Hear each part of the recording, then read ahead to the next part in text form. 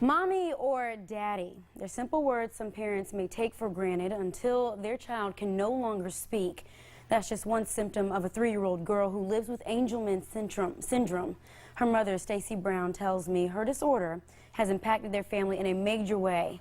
But seeing little Legacy's face gives her joy each and every day.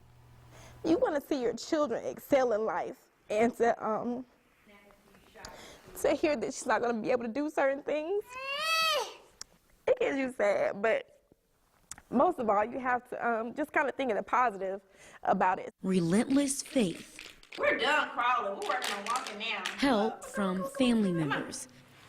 And that smile right there of her daughter, Legacy Faith, keeps Stacy Brown so strong. I've never met any other families that have a child with Angelman syndrome. The neurogenetic disorder is so rare. Legacy is the only patient Dr. Seth Bush with Middle Georgia Pediatrics has seen in his 15 years of business. And what happens is you have a microdeletion on chromosome 15 of the mother's side. It's already been a tough journey for the 3-year-old. You'll see some impairment with her speech and her development as well, but she's always has a big happy smile on her face. See, she keeps smiling, and it's like, how can you be sad all the time when she's smiling 98% of the time? That infectious laughter and occasional playtime with her mom just means she still has so much love to give. On the opposite side, she's on 4 pills a day for medication for seizures. She gets sick a lot faster than most children. We're kind of used to hospital visits. And now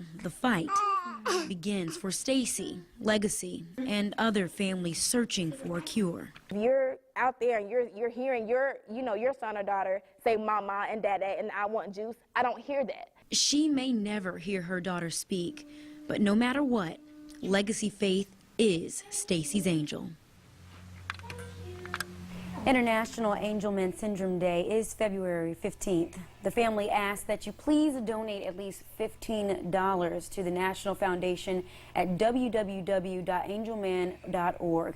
And if you do donate, use the name Legacy Faith Brundage because the foundation is honoring her this year. All proceeds go toward research for finding a cure for all children living with this disorder.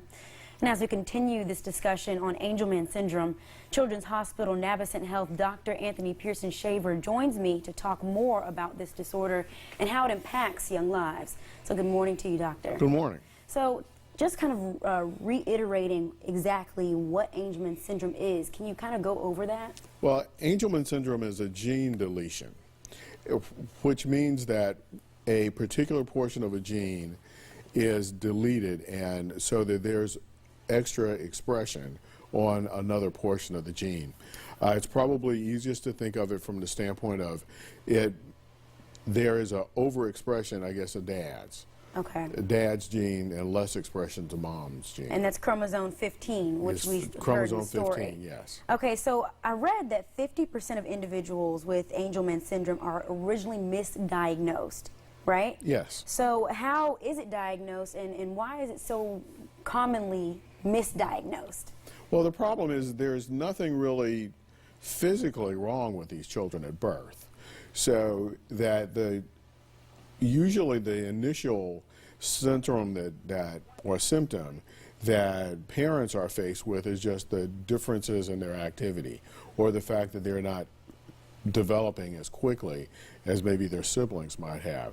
So that, unlike many syndromes that have like a real sort of physical component where they look different or they can't tolerate something, these children actually look pretty good, and they actually look pretty healthy and happy. So that it's only when the children are developmentally delayed or that they start noticing other cues in terms of communication. So quickly before we have to wrap up, is there a cure that doctors are working on right now to cure little ones like Legacy or any other child that has this particular disorder? There is not a true cure that's on the horizon.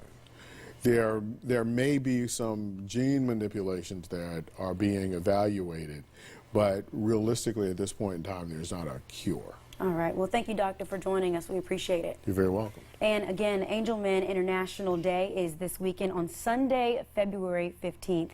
To learn more about this disorder, you can visit www.angelman.org.